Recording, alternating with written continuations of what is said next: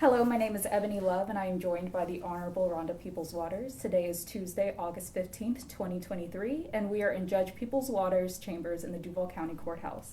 Thank you, Judge, for agreeing to speak with me today. Yes. Okay. It's an honor.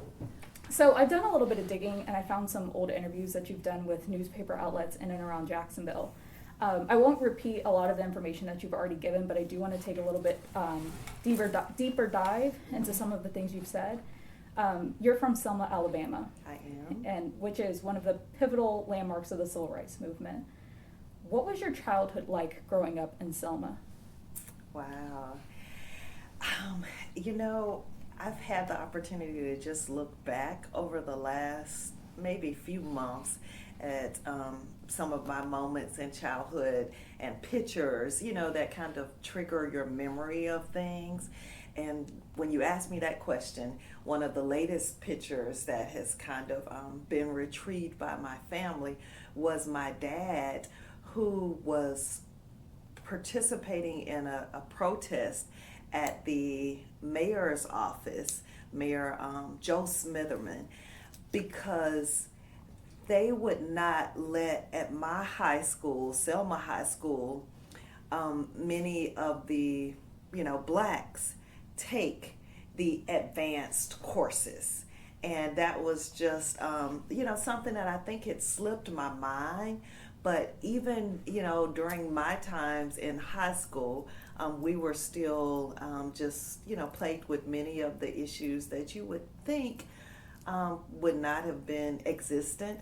But during that time, my dad and many of our members of the community and leaders were protesting at the mayor's office. And so I had that picture to come up recently. There were times where my grandmother, she went to school with Coretta Scott King, and my granddad was a janitor, where we would all, participate in protests and marches and things like that. So I know much of it occurred before my time, but even growing up, it was just so much everyday part of our life, the sacrifices that many made on our behalfs, and we got to see it up front and close. And when you were growing up, how were you taught about the civil rights movement? I was taught about it by actually participating in, many of the events that were still going on to recognize it. We would, on Bloody Sunday, our entire family, that was like a huge event. Many people haven't experienced that. For us, that was regular. That was normal for us to participate in that event. And I was involved in what we refer to like as BBAC.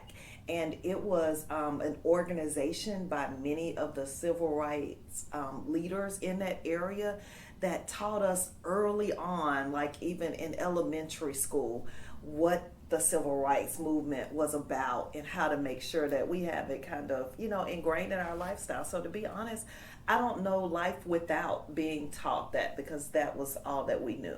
And so was it kind of like a mix of your teachers teaching it in school and then bringing in these speakers from the community, or how did that work?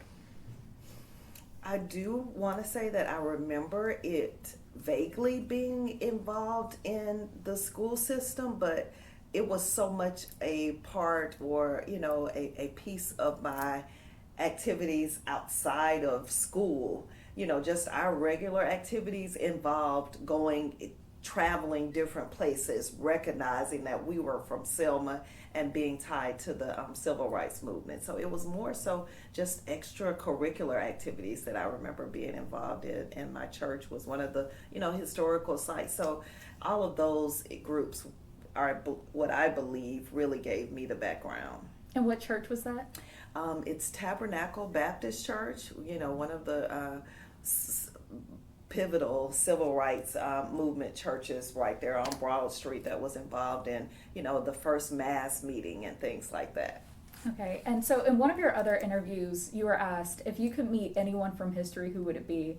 And you said that you would want to meet Harriet Tubman. Yes. Why is that? Oh my gosh. Yes, you see, there she is right there, and I look at her quite often because it is amazing to me that she was not just concerned about, sacrificing for herself, But I love the fact that she continued to sacrifice and, jeopardize her own life and those around her for the community. She would come back over and over again, and just her courage. I just couldn't even imagine having the courage, that we've been able to see and hear about, read about, see about in the movie, but to actually understand the courage that it took for her, a black woman, during those times to do what she did, that inspires me. What was your favorite class when you were in K through 12, and why was it your favorite class? I would probably say math. I just loved, different types of math, and I was involved with, calculus early on. But I also did a lot with, I think we had like a public speaking slash, politics class, and I was also SGA president. So that was always between math and then the, public speaking part of government always has intrigued me and, just been a great interest to me. And so I know that you went to Fisk University and you majored in finance. I did. And so was it your love of math that kind of influenced that decision? It certainly was. I knew early on that I wanted to do something with law, and I was thinking, okay, business, maybe business, law. And then I thought, hey, at Fisk, financial economics, and that may tie in well to going along that possible route of business law. Why did you choose to go to Fisk? Well, the president at the time, Harry Ponder, he was involved with my father, and my father was at Selma University, one of the administrators there, and they really just connected, and he indicated he would help me to offer me a scholarship, and understanding that I had worked hard in school, but I wasn't like the top of my class or anything like that. So I always wondered, okay, well, how am I going to get to college, and how are my parents going to be able to afford this? Because they were both, educators and not making any great amount of money. My mom and dad actually worked, 2 or 3 jobs my entire childhood. And so once my dad and Mr. Ponder connected, I was able to learn about Fisk and apply and got a substantial scholarship. So that was one of the main reasons that I went, even though once I applied, I got other scholarships, but there was just something about the small, kind of family style of Fisk, that history that I learned. So I am so thankful that that opportunity came about. Can you tell me a little bit about that history that you learned? Well, of course, let me just say this. There are so many significant people in our community and history that are connected to Fisk. One of them was when I was running for Duval County Court Judge this last time, I met Matthew Knowles, Beyonce Knowles and Solange Knowles' father, and learned that he graduated from Fisk, and reached out to him and said, listen, I'm a fellow Fisk graduate. Anyway, I just wanted to make sure that I put this in, that is how strong that connection was, because he responded. He did a kind of interview for me where people could see that he was asking questions of me, similar to what you're doing, and supporting me. That's the love of Fisk. But of course, John Lewis, who we know is significant in our history, and his motto of telling us to get involved in good trouble. And that was, just so many of the figures that I have in my mindset of why Fisk is an important HBCU, the Jubilee Singers, how they, made their mark throughout history. So I'm so thankful that we have that connection forever. So one of the quotes, and I know I'm going to butcher this, but one of the quotes from John Lewis is that the movement is nothing without storytellers. And I think that's kind of why I collect these stories, so we can kind of keep that spirit alive. And so you had mentioned that your father had connected with the president of Fisk at the time. What were your parents' educational backgrounds?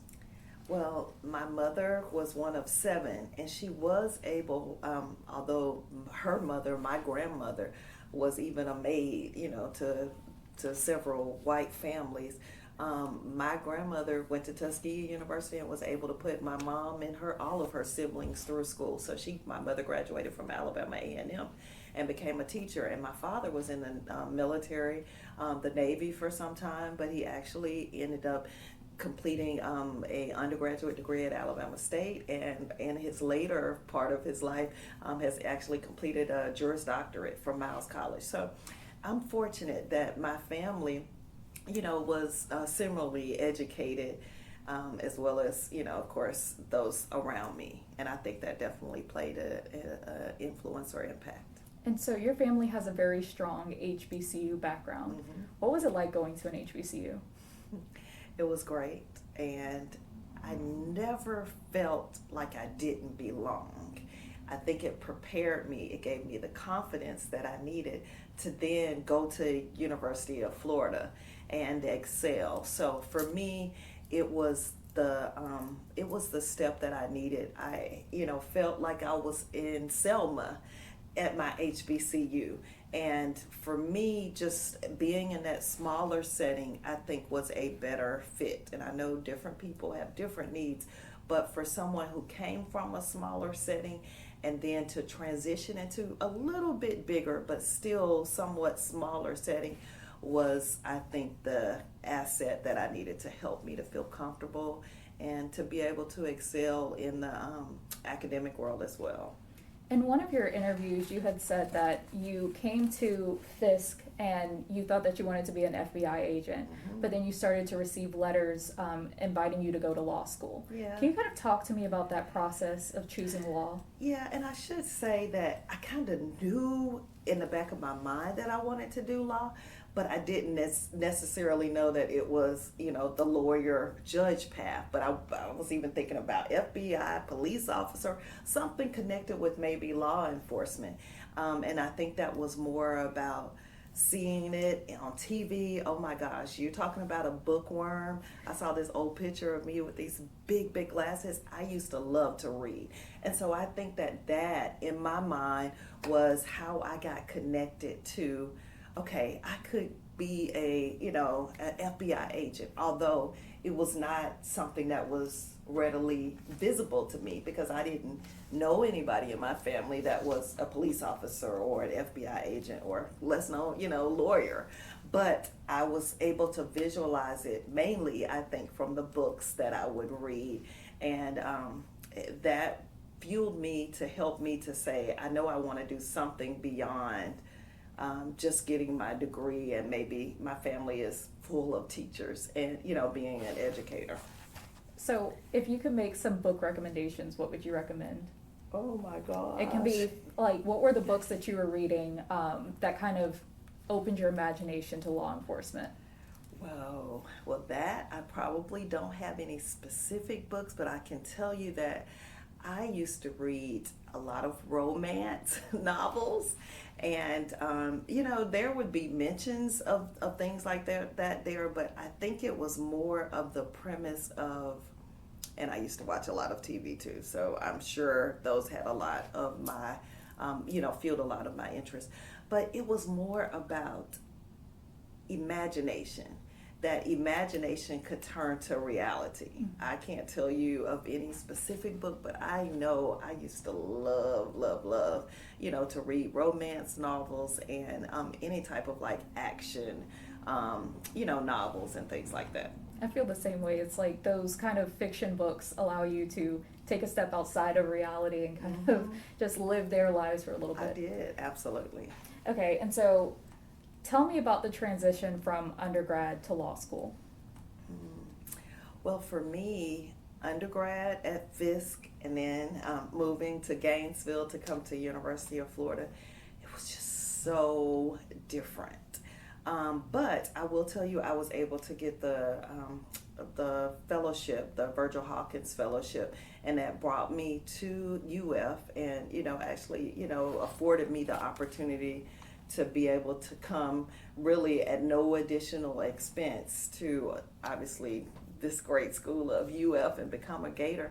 But it was a stark difference, even though it was similar because, the law school setting at UF it's just kind of set off on its own. And even though it was so big, it was still a smaller setting, which I was able to connect to so many people. And I think just really integrate myself into the school, learning those professors. So I did similar to what I did at Fisk. I used to really connect with my professors and spend time with them, get to know them, and even our law school class, we were just a closer knit community. Did you have any mentors that helped you kind of prepare for law school? There were several. I think of at this time Rose Sanders. She was involved, pivotal in the movement in Selma, and she was a lawyer, and she was one that I can say I visualize her involvement. One of the professors I met, Phyllis, her name is escaping me, but I knew her before I came to UF, and she was actually a professor at UF. And so she was helpful to make me, just bridge kind of that transition. Oh my gosh, there were several that I know I am grateful to for forever. What was your favorite law school class? Torts. I mean, I know that's kind of odd, but the endless kind of options and, possibilities that or outcomes that connect you to torts. To me, that was just completely new. And I would say one of the most intriguing classes. And I think Miss Litsky, she was very tall white female, but yes, she made it animated and interesting as well. She teaches the bar prep course. Really? And I think Okay. she just came back to UF. Really? Yeah. Okay. Wow. Yes. I know what you're talking about. Okay, so you make it through UF, and then you have to take the bar exam. What was that process and experience like? I shut down everything to take the bar, and I know many people aren't able to do that. I actually got married right before I started law school, which was, kind of interesting. But when I tell you that he was wonderful at that time and really helped me to be able to just concentrate on studying for the bar. And when I tell you I studied pretty much 10 to 12 hours a day, there were a group of us that kind of studied together. But for the most part, I did nothing but, eat and breathe, studying for that exam, because I knew that I was okay with tests, but I wasn't the best test taker. But I really wanted to get it done one time because I was so afraid. Sometimes it's so massive what we have in front of us that you've got to figure out, option one and option two. And my option one was to give this everything that I had so that hopefully, I would be done with it that first time. But it was a great sacrifice. Why did you decide to stay in Florida after you graduated law school? Well, I got several job opportunities, and including, I knew that I kind of wanted to stick with the public defense side of things. I was thinking about it. Did get some offers to prosecute as well, but I knew trial prep and the trial work was how I wanted to start off. Additionally, my husband at the time was going to school at EWC, and so that helped us to narrow it down to Jacksonville. And once I found out how amazing the public defender's office was in Jacksonville and the mentorship, I just decided that Jacksonville was the place. And what year was that? 99? Yeah, 1999. Okay, so if anybody's listening to this recording, EWC was Edward Waters College, but in the past 3 years, I think it was in 2020, it became Edward Waters University. That's correct. So. Thank you. Absolutely. Yeah. Correct. No, it's really interesting how things change over time. Yes. And so if somebody's doing like a history paper on this, that might be something that they can try to see the difference between the two.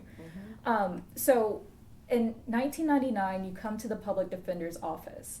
What were some of the lessons that you learned in representing your clients? Oh, wow. So many lessons. Well, first of all,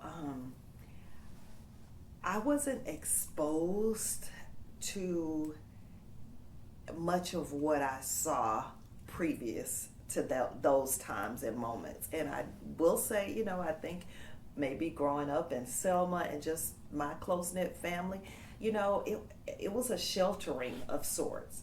So to see the many ways that people grew up and did not have family support, to understand that many of the defendants that I was representing, I was pretty much their only chance of moving them beyond that point, that many of them did not have the family support. That was just eye-opening to me. I had never really been exposed to the drugs and crime the way that I saw it, but balancing it with, all right, this is where you are right now, but there's still the opportunity to change and have success for your life.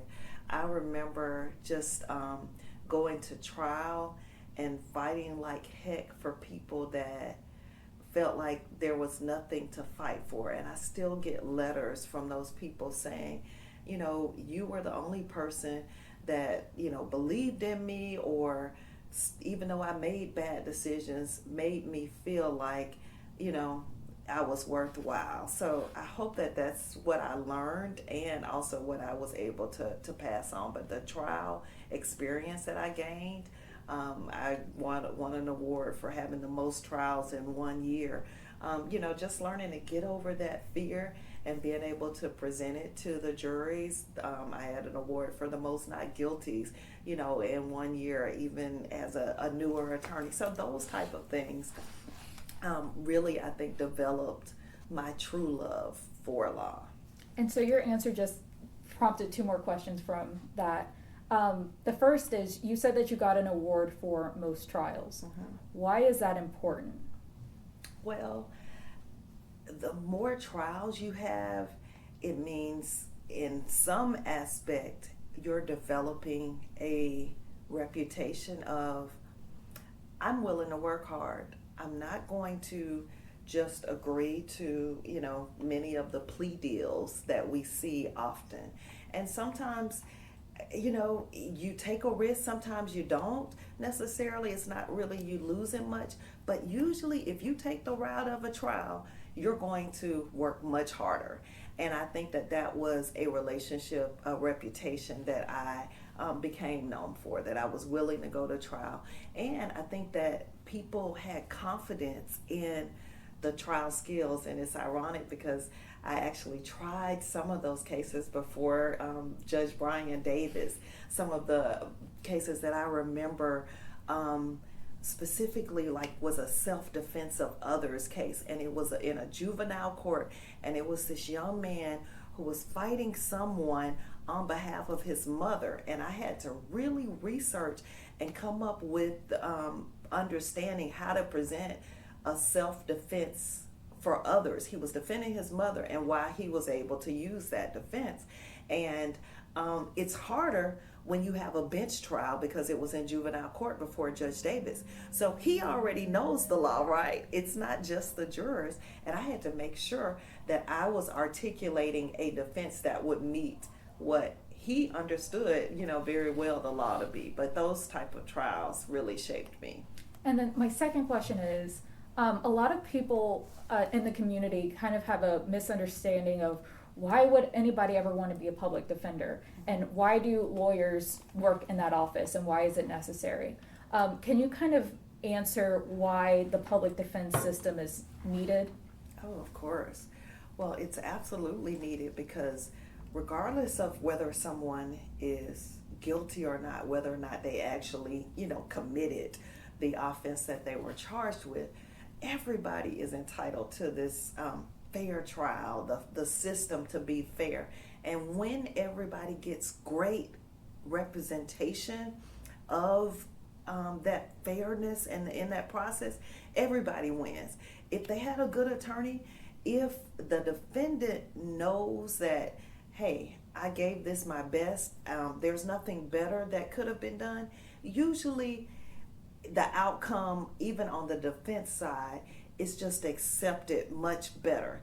if they had a horrible attorney and there weren't plenty of the defenses that should have been presented, if that wasn't done well, then our system suffers and the defendant feels horrible, and usually the outcome is going to be different. And on the same side, as far as the state, if you do your job well, then if the state wins, then they win it outright. And I think our system just is confident throughout the community. Okay, and so just a little bit of a transition. Okay. You are currently a judge. Yes. In fact, you are the first elected Black female judge to the Duval County seat. Yes. Okay, try to make say that correctly. Yes. Can you tell me about your journey to the bench?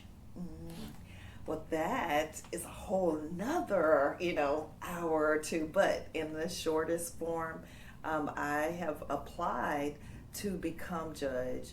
And I say, well, let me start off like this. I tell people that I've tried 18 times, and on the 18th time, I got my yes, but there were 17 no's before I got that yes on the 18th time.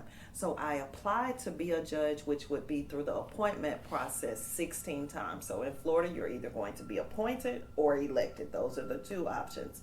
And I've applied through various governors to become a judge, went through the JNC process, which is the Judicial Nominating Commission, where you would interview with them. You prepare this extensive application talking about your background and credit history, everything, every case you've tried. And you have that interview, and then if they select you, then you'll go up and be nominated to interview with the governor's office. And so I did that time after time and was never actually selected by each of the governors throughout my time. And so I also ran previously, which would have been during the 2011-2012 time period when Barack Obama was on the ballot. And I was unsuccessful during that time period as well. So it was on my second run for election that I was successful.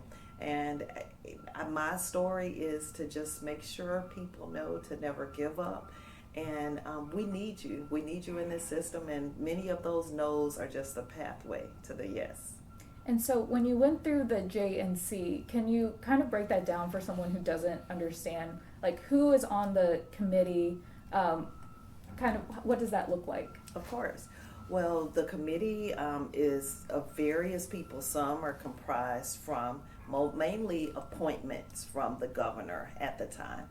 But you also have different people who are representatives maybe of the bar associations and lawyers mainly that are on this committee. But we do have maybe one or two that are non-lawyers from the community that are all going to sit here and, evaluate all of the applications. Okay, and so if somebody's listening to this and they have no idea, they just know that we see judges on TV and they're in the black robes, what do you do? What is your role as a judge? Well, I preside over criminal cases and civil cases. So that means for a civil case, many of the matters that I handle relate to evictions. I'll make a decision on whether someone has been evicted properly or should they be evicted for non-payment of rent. Or it could be a civil case involving now matters at $50,000 or less. So we're talking about maybe, a car accident case, or you believing that someone owes you for damages that you've incurred. Those are the civil matters. If it's a criminal case, I handle misdemeanors. So a petty theft or a DUI. We actually would talk about resolutions and plea agreements and accept those, or we would go to trial, and I've had some trials just recently. So those are the, just kind of nuts and bolts of what we do. How many cases would you say you hear in a year? Oh, thousands. I can tell you, right now we have probably 1,500 open civil cases and about 200 to 300, depending on the time period that you catch us, of criminal cases that are just open right now that we must deal with. And our caseloads in Duval County have increased significantly. but we've always had higher caseloads. Higher caseloads than? I would say than some of the other areas that are similar to Jacksonville. Um, but of course, Miami and those areas down south, I've learned have much higher caseloads than even us. Okay, and so how do you stay grounded, whether it's, in your role as a judge or when you were as a lawyer before becoming a judge? What keeps you grounded?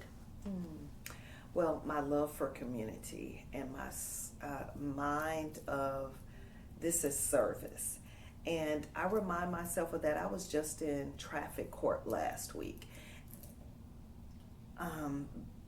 There is a mentality, especially in our judicial system, of just get our caseloads down.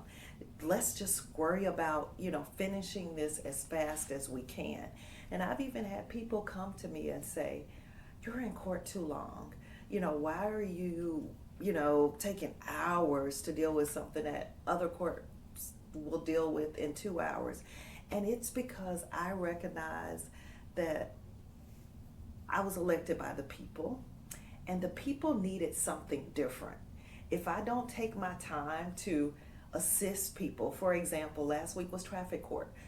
The main reason why we have such huge numbers is because people don't understand what they need to do to make their license valid. That's why they're driving on a suspended license. So if you don't take the time to help them to understand, you need to go to DMV. You have 2 or 3 tickets that need to be paid. I'll pass this. I'll give you 30 days. Make it a priority to pay off these tickets, pulling these tickets out of collections and letting them know which ones they need to do. And if they come back and they have a valid license, then not only is the case chart dropped, but we as a community now have someone who is back in the system with a valid license. It helps our insurance rates go down because we don't have people driving on a suspended license. They don't continually have case after case because we've now stopped and taken a moment. So that's what grounds me, is helping those in our community, doing something different, not just being so concerned about my case numbers and knowing that the impact is there. And I think as well, my background. Many people don't understand how to really help those get a valid license because they've never done the actual practice work. And that's what I would say, is because I was, a private attorney. I ran my own firm. That was what I did day in and day out, connecting with the community. That doesn't change significantly in this role that I have now as a judge, to still be of service to the community. And that answer just brought up 2 more questions again. You said that, helping folks get their license to be in good standing helps lower insurance rates. What do you mean by that? Well, I mean that we pay more as a community, as a city of Jacksonville, when you have people driving that aren't insured. And so if you are insured, you're going to pay more, because that means that someone has to pay for the accidents that will happen for those that are not insured, and they're going to obviously create and get involved in accidents. So when you get them a valid license, guess what? Then they connect to, I have the right to have a car, and that means I have to have insurance and registration. And then that levels out what we as, valid drivers and consumers have to pay for insurance. Okay, and then the second thing was, you mentioned how you learned about community and their issues when you were in private practice. How did you get connected to the community when you were in private practice? Oh, wow.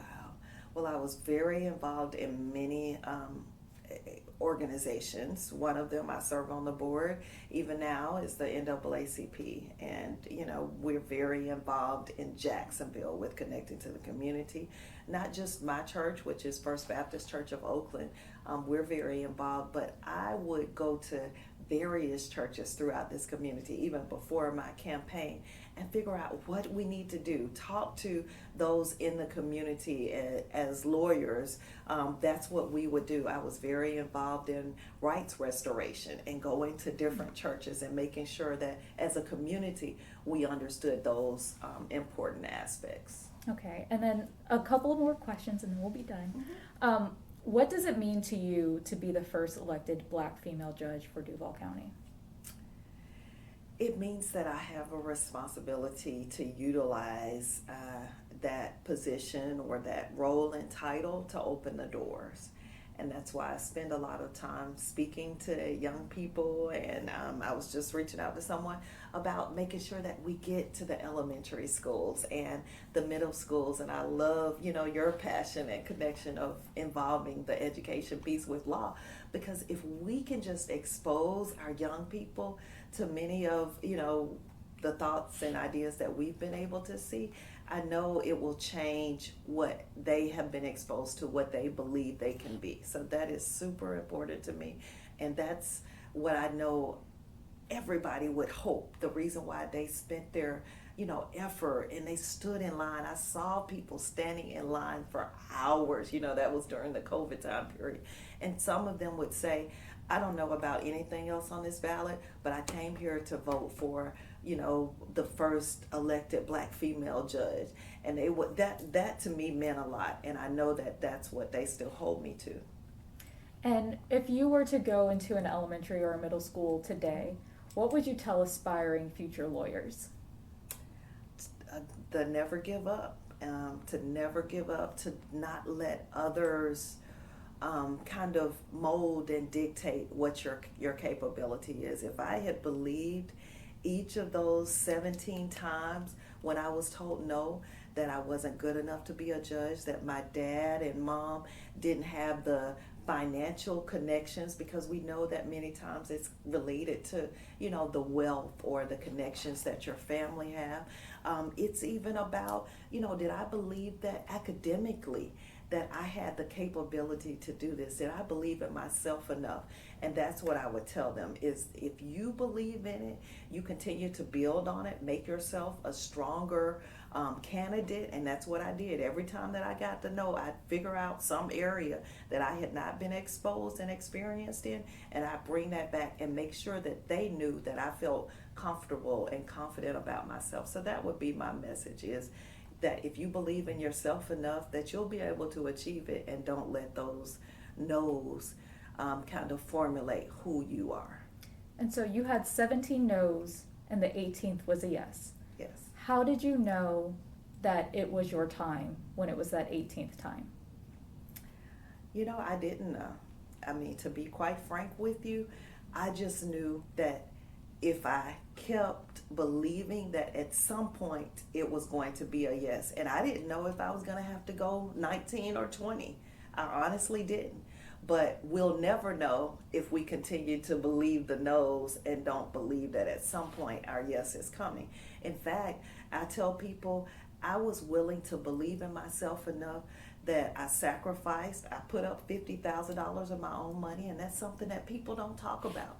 Is why would you do that to run for judge? You know what? I had to take out a loan because I believed in myself enough, regardless of what they were telling me, that I had to be on that ballot, that I was not going to let another opportunity pass by where we were going to tell this world in 2020 that we had never elected a Black female judge. So I just say, believe in yourself and do it with such regard that you're willing to take extreme risks. And I was willing to do that.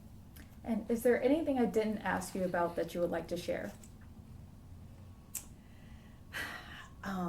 I did that at the sacrifice of my daughter. And I think that's something that I don't think we talk about enough. I was a single, Black female at the time, running a law firm. But I had such a significant love for my community that I knew it was important. And I remind her often of, look, I know I didn't spend maybe as much time with you, but those sacrifices were worth it. And I'm now seeing the benefit of that. She's just graduated from FAMU in engineering. And so I just say that even when we, do those sacrifices, they're around us. The young people are looking at our moves and our sacrifices, and it's transferring. Even if you don't see it right then, they recognize that. That never give up attitude was the same attitude that Harriet Tubman had when she was crossing those people, you know, over the rivers, if we can visualize it. And so I hope that that is somewhat the message that I can leave to others about our sacrifice. And that answer kind of reminds me of that picture of Ketanji Brown Jackson and her daughter Yes. looking at her. Oh my gosh, yes. Yeah, it's just the future generations are looking at us. Yes, absolutely.